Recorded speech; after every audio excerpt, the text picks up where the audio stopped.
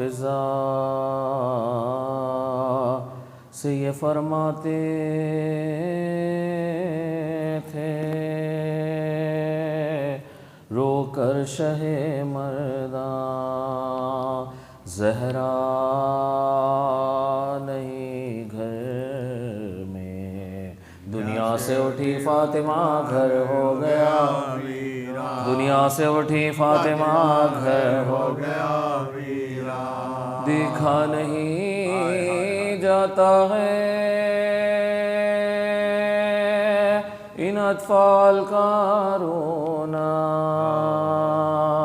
منہ اشکوں سے دھونا، ماں کے لیے بچے میرے ہر وقت ہے گیا، ماں کے لیے بچے میرے ہر وقت ہے گیا، فضا میرے ان دکھ زدہ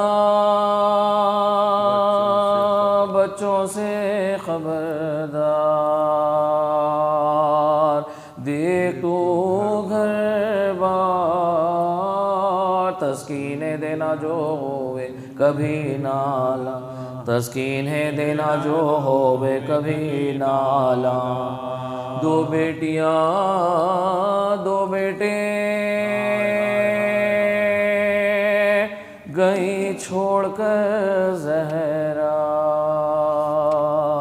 کوئی نہیں ان کا، کس طرح پلے مجھ سے کہ چاروں بھی ہے ناداں، کس طرح پلے مجھ سے کہ چاروں بھی ہے ناداں، زہرا نہیں گھر میں، فرزندوں کو پھر فاطمہ زہرا نے بلایا، گودی میں بٹھایا کبھی سینے سے لگایا، بالائے گمی بوس لیے اور یہ سنایا، لو پیاروں کے انگام جدائی کا بایا، لو پیاروں کے انگام جدائی کا بایا، اب تم سے جدا ہوتی بطول عذرا ہے، یہ آخری زہرا نے تمہیں پیار کیا ہے، یہ آخری زہرا نے تمہیں پیار کیا ہے، حیدر سے کہا ان کو نہ پہنچے کوئی ایذا، یہ ہیں میرے پیارے کبھی ان کو نہ گھرکنا، اور آپ سے ایک عرض یہ اب کرتی غزرا، پڑھیو میرے لاشے بنماز ہے میرے مولا، پڑھیو میرے لاشے بنماز ہے میرے مولا، فرقت میں نہ ان دونوں کی تڑپائیو ساغ، بچوں کو میری خبر پر تم لائے سا، بچوں کو میرے خبر پر تم لائے سا، نازک ہے مزاج ان کا یہ معلوم ہے مولا، ہر بات پر بے ساختہ رو دیتا ہے چھوٹا، اے خوف الٹ جائے نہ سینے میں کلیجا، تم اس کو میرے رونے نہ دینا، تم اس کو میرے لاش بھی رونے نہ دینا، سب گود میں لے مرتبہ خورا کا سمجھ کر، گر کے نہ کوئی اب سبن ماں کا سمجھ کر، گر کے نہ کوئی اب سبن ماں کا سمجھ کر، القصہ وہ دن ماتم زہرا میں جو گزرا، شبائی کھلے گیسوں سے دینے کو پرسا، حیدر نے کیا غسل کا سامان مہیا، معصومہ کے ہاتھ میں جو زخم لگا تھا، وہ دستے بطولہ خمیدہ نظر آیا، یہ دیکھتے ہی منہ کو علی کے ذکر آیا،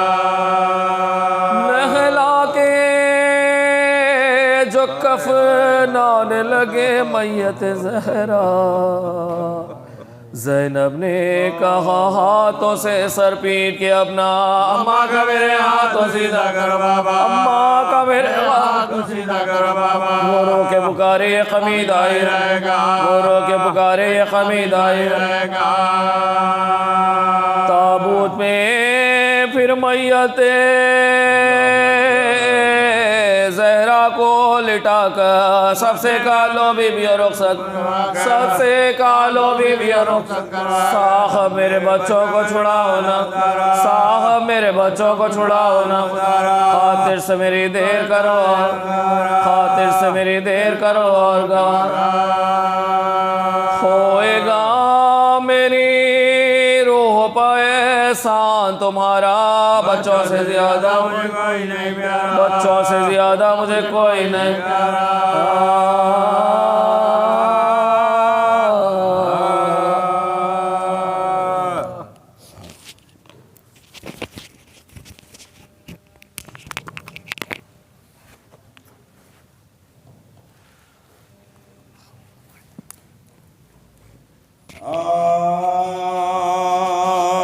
پہنچے نظمیوں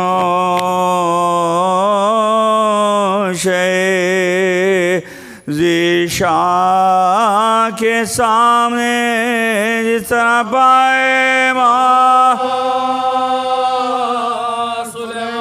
ہر دم سکینہ لاتی تھی تسکین کے واسطے خالی کٹورے اصغرے رو کر بہان سے کہتے تھے حضرات یہ روز خاتم ذبح ہوں گے حضرت ہم ذبح ہوں گے حضرت کو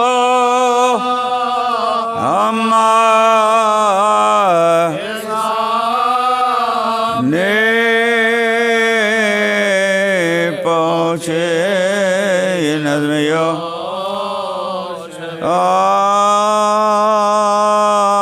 آدھا سے کہہ رہے تھے یہ مولا غریب ہوں اللہ کے حبیب کا یارو حبیب ہو ایک دام میں دام نکلتا ہے ابن قریب ہو زخمی ہو بے گناہ زخمی ہو بے گناہ تم جس کے کلمہ گو ہو میں اس کا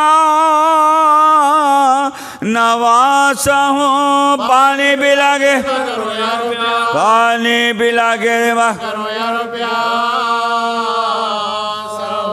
اس دام لائی نے دور سے دیکھا یہ ماجرا شمرے لئی کو پاس بلا کر یہ تب کہا صبت رسول خاک پا بے ہوش پڑا کیا دیکھتا ہے کیا دیکھتا ہے وقت میں زخموں سے چور ہیں دنیا دھار حسین کا ہاں جل جائے ہاں جل جائے یہ مزدہ سن کے آ گیا لالچ میں بولئی خنجر پکڑ کے آیا قریب امام دی چادی بزانو رکھ کے چڑھائی جو آستی تب نور جج میں فاطمہ تب نور جج میں فاطمہ دیکھا تو کوئی دوست نگام گسار ہے خنجر گلے بزین خنجر گلے فرمایا شین کون ہے تو اے ستم شیار کیوں میرے زخمی سینے پا کر ہوا سوار خنجر میرے گلے پہ جو رکھتا ہے بار بار سمجھائے کس خطا سمجھائے کس خطا دیتا ہے رنج روئے رسالات پناہ کو کیوں ذبح کرنے آئے کیوں ذبح کرنے سپری بھی کچھ نہ دل میں لئی کے اثر ہوا خنجر سے کاٹنے خنجر سے کاٹنے اس وقت آئی فاطمہ زہرا کی یہ صدا اے شمر میرا اے شمر میرا لال یہ ظلم مصطفیٰ کے نواسے کے حلق بار خنجر نہ پیر بھوک خنجر نہ پیر بھوک میں نے بڑے دکھوں سے میں نے بڑے دکھوں سے پالا سے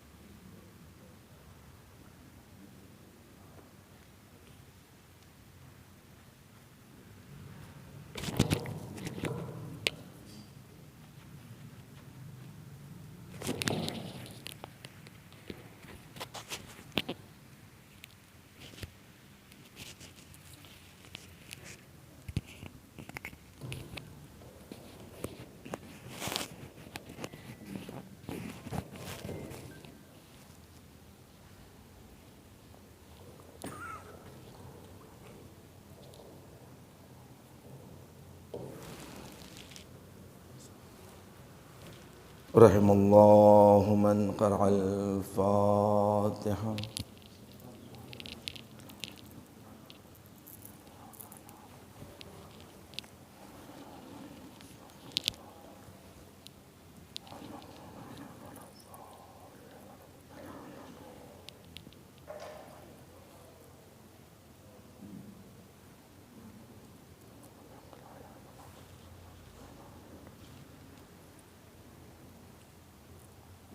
اعوذ باللہ السمیع العلیم من الشیطان الرجیم بسم اللہ الرحمن الرحیم الحمد للہ رب العالمین الحمد للہ الذی ذکرہ شرف للذاکرین وشکرہ فوز للشاکرین وطاعتہ نجات للمطیعین ثم الصلاة والسلام والتحیۃ والاکرام علی اشرف الانبیاء والمرسلین وخاتم النبیین ورحمۃ للعالمین جد الحسن والحسین ابی القاسم محمد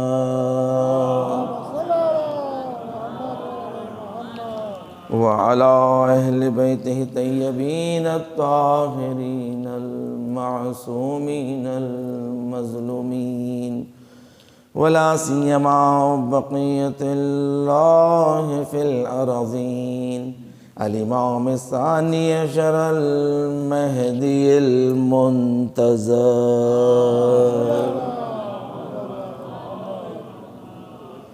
وَلَعْنَةُ اللَّهِ عَلَىٰ أَعْدَائِهِمْ أَجْمَعِينَ من العان إلى قيام يوم الدين.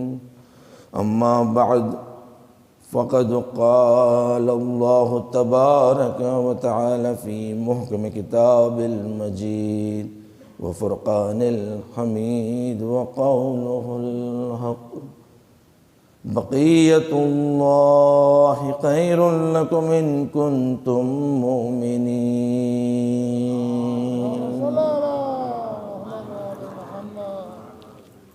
عزیزان گرامی قدر، روز جمعہ ہیں اور روز جمعہ دعائے ندبہ کے بعد پھر کوئی جگہ باقی نہیں رہتی ہے کہ اس میں کوئی فضائل پڑھے جائیں، کوئی مصائب پڑھے جائیں، اس لیے کہ خود دعائے ندبہ اپنے آپ میں ایک مکمل مجلس کہ جس میں فضائل کا بھی ذکر ہے، مصائب کا بھی ذکر ہے.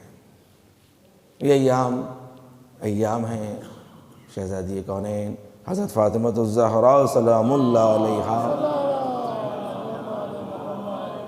سے منسوب ہے کہ ان شہادتوں کے ایام جو ایک دوسرے سے متصل ہے تاکہ ذکر اہل بیت برپا ہوتا رہے اور ذکر اہل بیت میں اضافہ ہوتا رہے، اور یقین مانیں کہ ذکر اہل بیت میں یہ اللہ کی رضایت ہے اور مرضی ہے کہ یہ بڑھتا ہی رہے گا، کبھی کم ہونے والا نہیں ہے. تو ان تاریخوں میں کہ جو اس مہینے میں گزری ہیں شہادت کی تاریخ اور آنے والے ایام جو شہادت کے ایام شروع ہونے والے ہیں، ان تاریخوں سے، اور پھر شہزادی کی پھر ولادت کا مہینہ بھی آئندہ آنے والا مہینہ ہے، تو شہزادی سے متعلق گفتگو ہوتی رہے، فضائل بیان ہوتے رہیں. وقت کا امام زمانہ جل اللہ تعالیٰ فرجہ الشریف جو آپ نے شہزادی سے متعلق روایت فرمائی ہیں کہ اِنَّا فی ابنتی رسول اللہ صلی اللہ علیہ وآلہ وسلم اسوۃ حسنہ.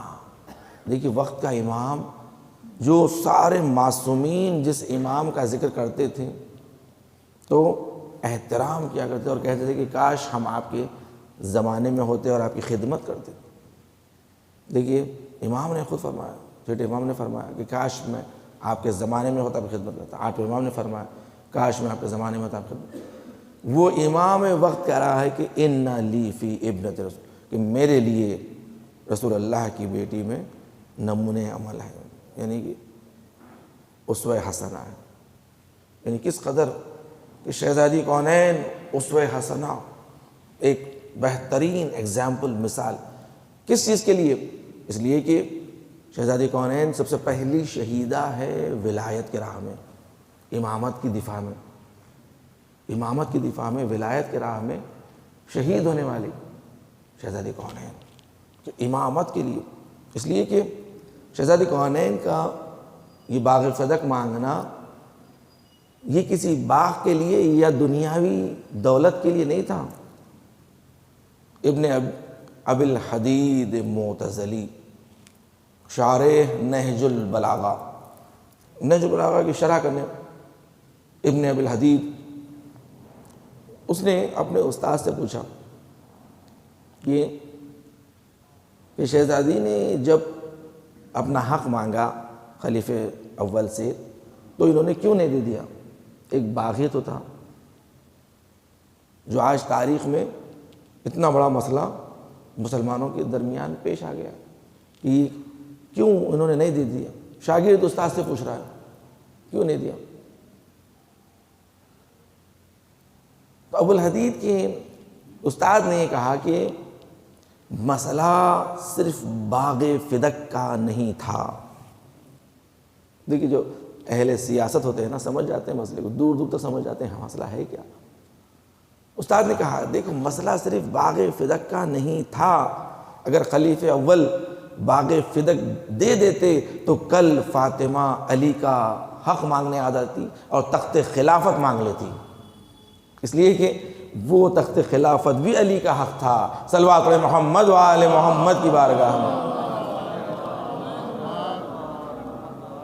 اور ابن ابی الحدید نے نہج البلاغہ کی شرح کا جب مقدمہ لکھا ہے، اس مقدمے میں اس نے اس طرح تمہید بانی ہے، حمد و ثنا اس طرح کی، الحمدللہ الذی فضل المفضول علی الفاضل، یعنی ساری تعریفیں اس پروردگار کی ہیں کہ جس نے ایک کمتر کو، مفضول یعنی کمتر کو، فاضل پر مقدم کیا۔ در حقیقت میں ممکن ہے شاید یہ ابن ابی الحدید کیا ایک قسم سے طعنہ تھا، یہ طعنہ ہے کہ مسلمانوں کس کے پیچھے جا رہے ہو، تمہارے درمیان علی جیسا فاضل موجود ہے اور مفضول کو مقدم کر رہے ہو، فاضل پر مفضول کو مقدم۔ یہ قسم سے کہتے ہیں کہ شاید ابن ابی الحدید نے اس طرح اپنے عقیدے کو ظاہر کیا اور اعتراض کیا، مثلا الحمدللہ الذی فضل المفضول علی الفاضل۔ تو دیکھیں کہ کس قدر شہزادی کونین کے نزدیک امامت اور ولایت کی اہمیت تھی۔ کچھ جوان حسن زادہ آملی جو ابھی اسی دور کی بہت عظیم شخصیت گزری ہے،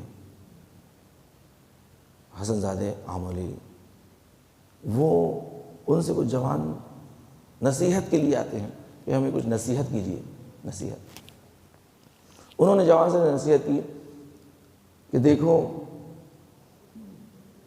نامحرموں کے ساتھ مت بیٹھا کرو، نامحرم کے ساتھ مت بیٹھو، گفتگو نہ کرو، چاہے وہ مرد ہو یا عورت ہو۔ انہوں نے جیسے کہا، ان جوان بچوں نے پوچھا کہ قبلہ آپ نے کہا نامحرم کے ساتھ مت بیٹھو، تو خواتین میں تو سمجھ میں آتا ہے بات کہ خواتین نامحرم ہوتی ہے، ان کے ساتھ نہیں بیٹھنا چاہیے، مگر آپ نے کہا مردوں میں سے، یہ پہلی مرتبہ سنے کہ مرد بھی نامحرم ہوتے ہیں۔ کہاں مرد بھی نامحرم ہوتے ہیں، یعنی وہ جو آق والدین ہو، وہ کہ جو ولایت کا منکر ہو، وہ کہ جو علی کا دشمن ہو، اس کے ساتھ مت بیٹھو، کیونکہ ان کے ساتھ نشست، ان کے ساتھ بیٹھنا بھی انسان پر اثر گزار ہوتا ہے، ان کے ساتھ بیٹھنا اثر گزار ہوتا ہے۔ اس لیے آپ دیکھیں سورہ مدثر میں جہاں جنتی جہنمی سے سوال کر رہا ہے کہ بھئی کیا ہو گیا، کیا ہو گیا، تم جہنمی کیسے بن گئے، تم تو ہمارے ساتھ نماز پڑھتے تھے، ہمارے ساتھ پہلی صف میں ٹھہرتے تھے، کیا ہو گیا تمہیں، تم جہنم کیسے پہنچ گئے؟ تو جہاں پر یہ لوگ بتاتے ہیں کہ ہم کیوں جہنم پہنچے، تو سب سے پہلے بولتے لم یکن من المصلین، ہم مصلین نہیں تھے، لم یکن مطعم المسکین، کہ ہم کسی مسکین کو کھانا نہیں کھلاتے تھے، اور نحن نقوز مع الخائزین، اور ہم جو ہے سو بیٹھا کرتے تھے ایسی بیکار گفتگو کرنے والوں کے ساتھ۔ لیکن ہوتے نا بیکار گفتگو کرنے والے، چبوترے، یہ چبوترے جو ہے بیکار گفتگو کرنے والے، چیخ پکارنے والے، بیجا، ذکر اہل بیت سے چڑ، ذکر اہل بیت کیوں؟ تو ان کے ساتھ بیٹھنا، ان سے دوستی کرنا بھی، اگر حسن زادہ آملی کہتے ہیں کہ یہ نامحرم ہیں، ان کے ساتھ رابطہ نہ رکھو، ان کے ساتھ دوستی نہ رکھو، یہ تم پر اثر کرتی ہے۔ دیکھیں عارف کامل تھا دنیا زمانے کا حسن زادہ آملی۔ حسن زادہ آملی کون؟ ایک مرتبہ ان کے پڑوس میں ایک جوان مر جاتا ہے، جوان کی موت ہوگی، ماں باپ اتنا گریہ کر رہے تھے، اتنا رو رہے تھے، ایک مرتبہ اگر حسن زادہ آملی ان کے پاس آتے ہیں، اور آنے کے بعد 2 رکعت نماز انہوں نے پڑھی، اور پڑھنے کے بعد اس جوان سے کہا اٹھو، اور وہ جوان اٹھ کر بیٹھ گیا، زندہ کر دیا انہوں نے مردے کو۔ دیکھیں علی کے نوکر یہ ہوتے ہیں، اہل بیت کے لیے کیا فضائل ہے کہ اہل بیت ٹھوکر مارے تو مردے اٹھ جائے، علی کے نوکر ایسے ہیں.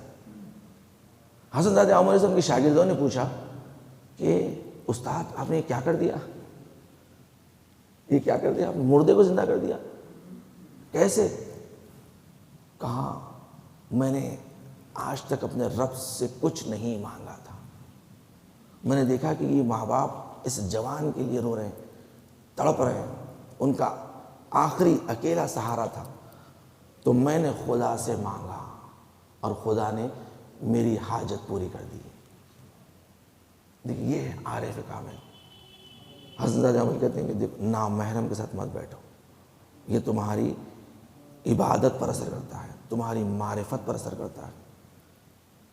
اور قرآن مجید کی بھی گواہی کہ نحن نقوز مع الخائضین, ہم بیکار گفتگو کرنے والوں کے ساتھ بیٹھا کرتے تھے. بیٹھتے نا بعض لوگ بیٹھ جاتے ہیں, کیا کریں گے بھائی جان دو, بیکار بکواس کر رہے ہیں, سن لو. یہ سننا بھی اثر کرتا ہے. اب سن کیوں رہے؟ اہل بیت کی مظلومیت کیا تھی؟ اہل بیت کی مظلومیت یہی تھی کہ اہل بیت کے اطاعت کرنے والے فرما بردار نہیں تھے.